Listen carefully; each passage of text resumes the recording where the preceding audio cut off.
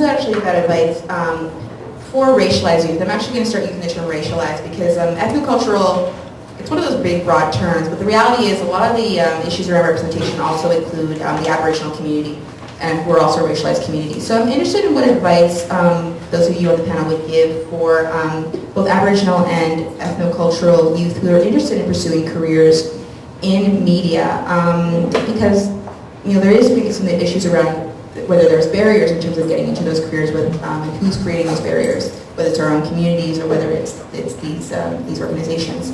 But definitely, I'd like to hear the advice maybe for those who want to get into it. Not very long ago, I was one of those youth, so, but getting into the media is, it's like, it's a public service. It's like becoming a doctor or a teacher, so if you want to do it, you do it. There's no militiamen standing at, the gates of CTV saying, can't come in. You can. So I think it just takes, like anything, work hard and really study what it is that you like about it. There's so many avenues in media. Angie, when you were talking about social media, like you can pick up a camera and do it tomorrow if you want to. You can pick up a keyboard or a laptop and start writing a blog. It doesn't matter. You can do it today. You can do it right now. So, media is one of those great things that you can do it. Yes, we can.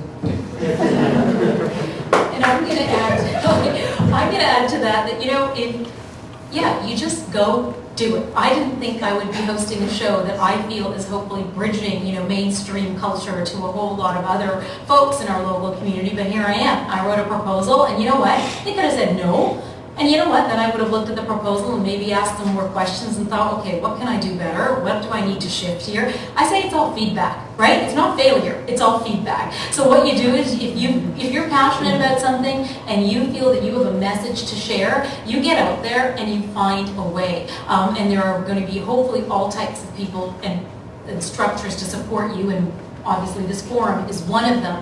And the other thing I would say is that, you know what? You got to believe in your own potential. I know that sounds silly, but the reality is no one else out there is going to believe in your potential if you first don't believe in your own potential. So go out there and keep knocking on doors and do what you need to do. And I'm going to use an example of an interview that I filmed last week, and it was with Alison Fisher, who is the executive director of Wabano, and she was raised on Manitoulin Island on a reserve in the 1960s, from a nation, a very proud nation of Aboriginal people. And I'm interviewing her, and I'm an immigrant woman who was raised in Vancouver in the 1960s. Both marginalized groups, women, talking about leadership, their leadership journey, and about how they can be change agents in their community. I'm not quite sure at what other moment in time something like that would be aired in the fall on Rogers Television with a whole lot of people watching. So I think it's pretty incredible, and I think there's lots of opportunity. Obviously, lots of things to still, work around and break through silos, but we just keep nudging away at it, and that's how you just keep spreading that network. So yeah, go for it.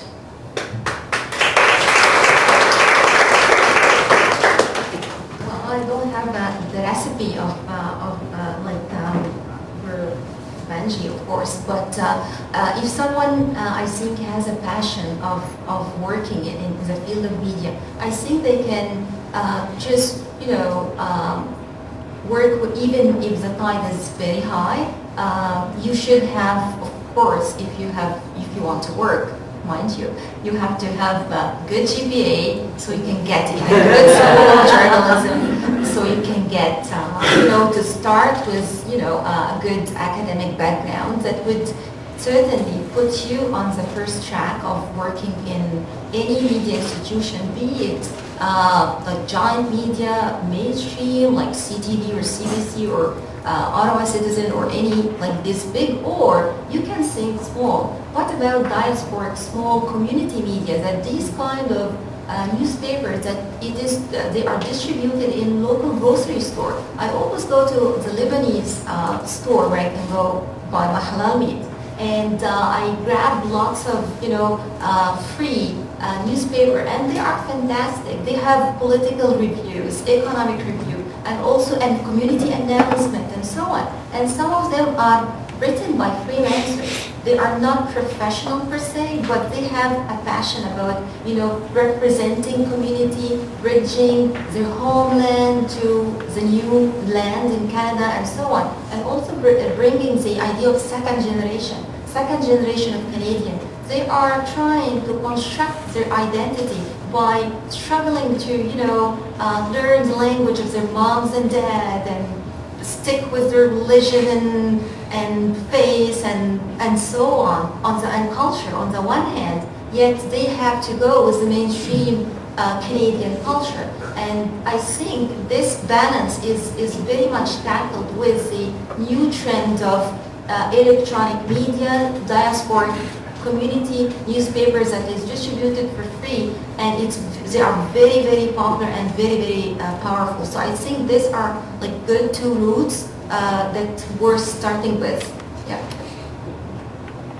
For sure, if you have a message, there are many ways to share it these days. Whether it be through social media or as just mentioned there, through small papers, there are many ways to share your message. In terms of sharing your message and getting paid, I'm going to paint a realistic picture. It's, the spots are few and far between. Turnover is not, it might be high in smaller places. Like, I started in a city of 25,000 people, Lloydminster, on the Saskatchewan-Alberta border, because you have to do that. Like, if you're passionate about being a member of the media, you do have to work hard. And my parents certainly didn't. This wasn't exactly number one on their list of careers for me because I'm not a doctor.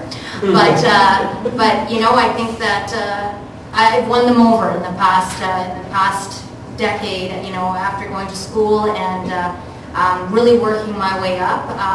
Anyways, I'm not trying to be negative. I just want anyone to know that if you're getting into this, first of all, if you're getting into it for the money, you're going to be waiting for a while.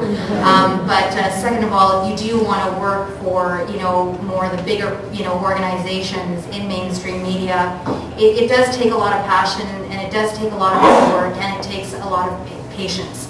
But perseverance will pay off. It's just a matter of, of what you want to put into it.